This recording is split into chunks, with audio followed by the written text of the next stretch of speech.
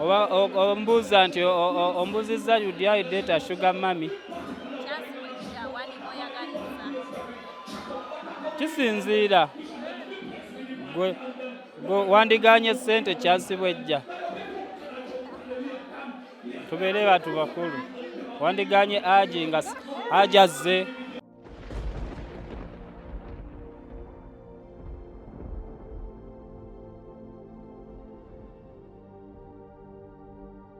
Anno njebale.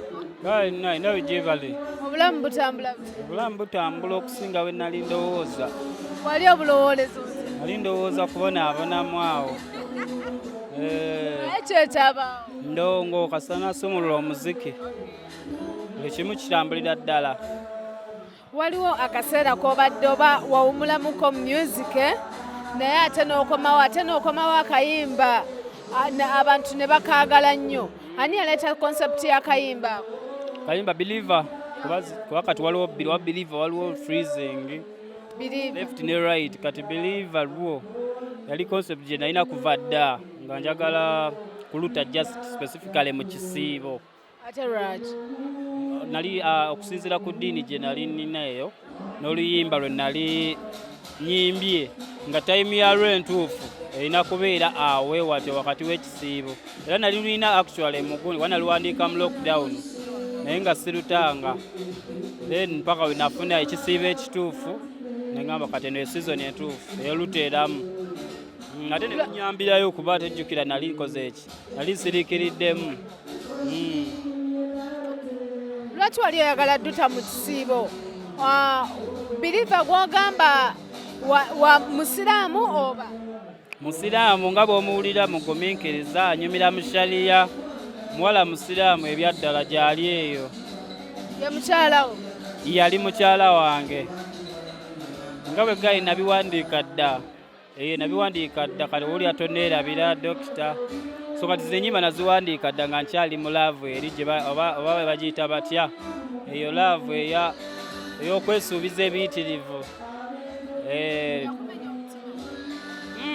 Okusooka kwali kumenya mutima naye mu kusembayo ne kiba ndowooza just kunta neekolera ebyange. Wamuta? Ye yanta. Lwaki? Biwanvu naye Tulireko ebyo.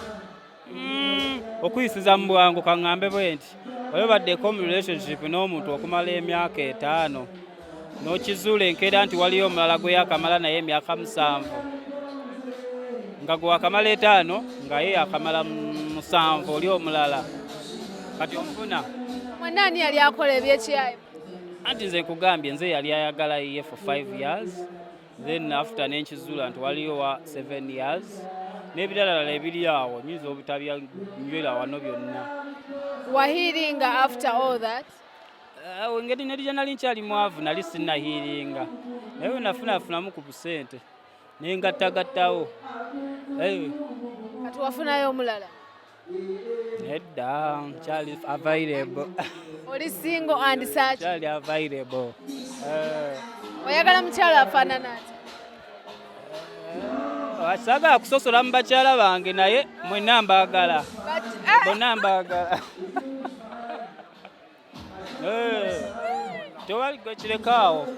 Bakyala bo bonna oba mutini oba wakabina kanene oba ali atya. Nze mwenna mbaagala sijja kusosola mu bitonde bya Katonda. Tebagambe nti tolina choice. Olina olonda n'ogamba omukyala ono gwenjagala. Ndi awo mba talina choice. Actually omutima gwe gwagadde gwe gugenda naye oyinza okwagala omunenenene owakabina akanene n'ogwa mu laavu n'omutini. So from music industry ogiraba otya okuva ewakomawo? Okusooka nalina ebyali bimbuzaabuzizaamu kaawo management biki. Wali oyawukanye ne management? Sinakwawukana ndowooza twalina ebintu bye tukyusaamu. Ne tukyusaamu nabo era nabo in fact era kwawukana ne bakwatagabi naye si mu ngeri mbi. Ani yali manager we era ani manager we koti? Gyali eyo abamumanyi bannange. Siri muntu wakwokesa nnyo. Bex nali nkola naye yali ku management. Naye waali tukola naye. Waali tukola naye wano ne wali ayinza oba taliwo nga we yaliwo luli ennyo batubaako bye tukwasaganya mpola mpola naye si nti ng'oli luli we yaliwo ennyo nti buli woolaba Bex omanyi ne Unknown waali. Kati ani manager oba gwe manager? Kati essaawa zino yenze yeeyimirirayo ngenda nenyimirirayo ne batiimu nina ttiimu y'abaana benkola nabo management wamu. Zaabaawula kiki? Vanyuma olw'oluvannyuma nga nsinzise sineemu olw'oluvannyuma ombuseewo. Sajja oli muwanvu gwe. Sente ze zaabaawula kiki? Nena bakyala nimba tewali kyatwawula, just actually ndowooza abantu bafuuka bize, tukula ne tufuuka bize. Ndowooza n'olaba ng'omuntu oba takyasobola kukola ki kola mirimu gyo nga bwe badde agikola bwe kityo. Akasembayo eri abawagizi Banaye mwe bali kuba bagumiikiriza omanyi nabulamu awo nange nga nkiraba ŋŋenda neŋŋana naye baaba abantu bannoonya. Waliwo watuuka naawe n'olabira ddala nti ogenda? Naye nze yali yeetutte byanjawulo, waliwo agenda nga ye ensi emututte naye nze nga neetutte, kale nga waliwo ebintu bingi ebikusumbuwa kino nakiri n'oga omanyi kansooke kiweemu break. Banaye omuyimbi oli nga ayimbanyi soloka kasooke kiweemu break n'owummulamu naye sijjaga nti nze nali ŋŋenze bugenzi, nze yali yeetutte. Mbadde mpuliddeyo nga njiya wano nawali naye kati nzuuno netuukidde.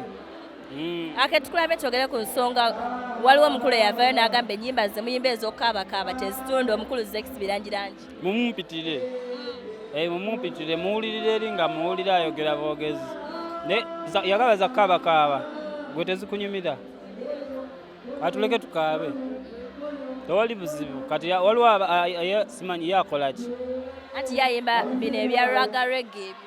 No, nze ndi wa R&B, bamuyita R&B actually, style bagiyita R&B, tebagiyita kukaaba.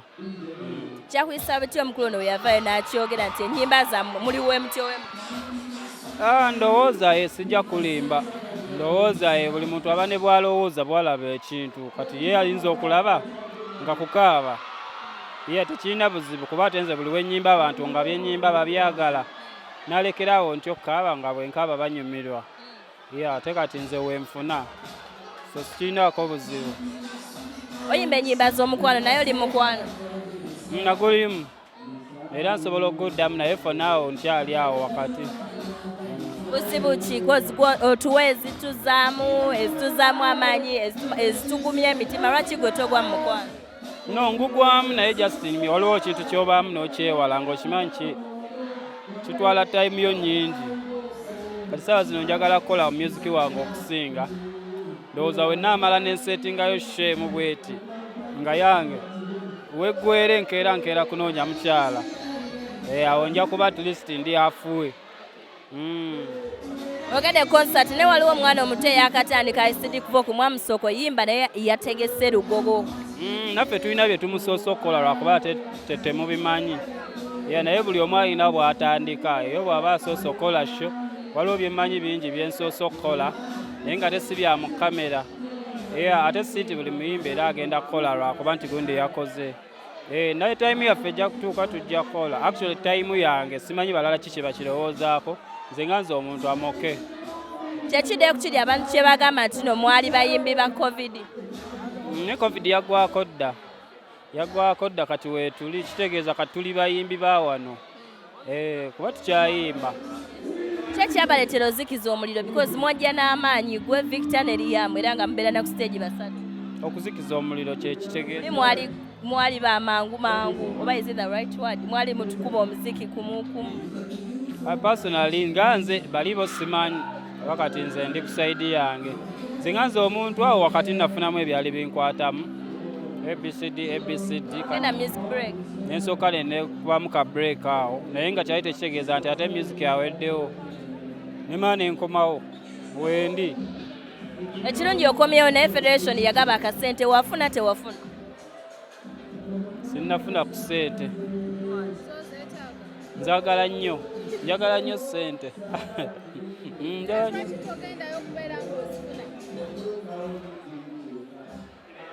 Zirimu obukwakkulizo Zirimu obukwakkulizo era nkyasoose okulinda basooke baweeko be bawaako batunyumize tugendeyo mu paati 2. oba otidde kugamba nti birimu otidde byabufuzi bawagizi bakweyawulayawulamu? No, ate federation ndowooza yeri kirubirwa kyayo just sinnategeera bulungi naye nkyakola research wange nganze kuba si kyangu nnyo gwe nga creator just kwewaayo obuweewo bwotyo. In the end oyinza okwesanga mu kakeeji akamu olwa ssente ze wafuna ez'amangu oba nga tokirowoozezaako nnyo just kirowoozo kyava buvyeri ne bakikuguza gwe nokkiriza bukkiriza. Kati nganze creator nsooka neneeralikiriramu kulwa music wange n'ebiseera ebijja nensooka nentekinga break ku ekyo. Naye ng'owagira ki NRM People Power FDC PP ogwawo? Naye kati omuvubuka yenna yandiwagidde ki? Okay. Omuvubuka yenna yandiwagidde NRM. Then awangale ayisa abasajja. Awangale Kabaka. Awangale. How is Jasmine? Jasmine gyali mulungi mulese waka. Aye uwe. Mbiseewo buyise ewuwaawo wempise nga nzija wano. Ebifaananyi byammwe biyogeza abantu obwama byemwoyo guba? Byanyuma. Gwe gwali omulamo naye ali single kati twafuna fembi kitwali twafuna. Kati fembi twafuna. Twafuna like waba badde single nga nange ndi single kitegeeza kati fembi tulina bwe kitwaliraawo. Lwaki ennaku zino abavubuka naddala abayimbi mwetanidde nnyo jiimu? Bannaye sirinyawako mu jiimu.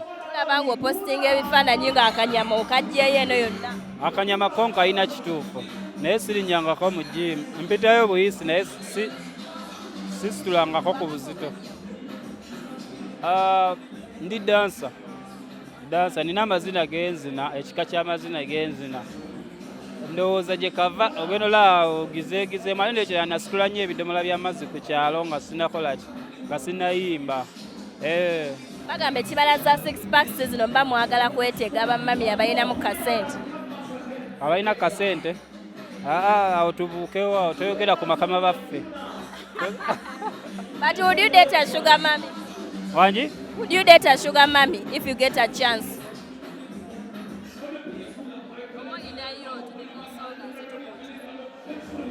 Oba ombuuza nti ombuzizza would I date a sugar mommy?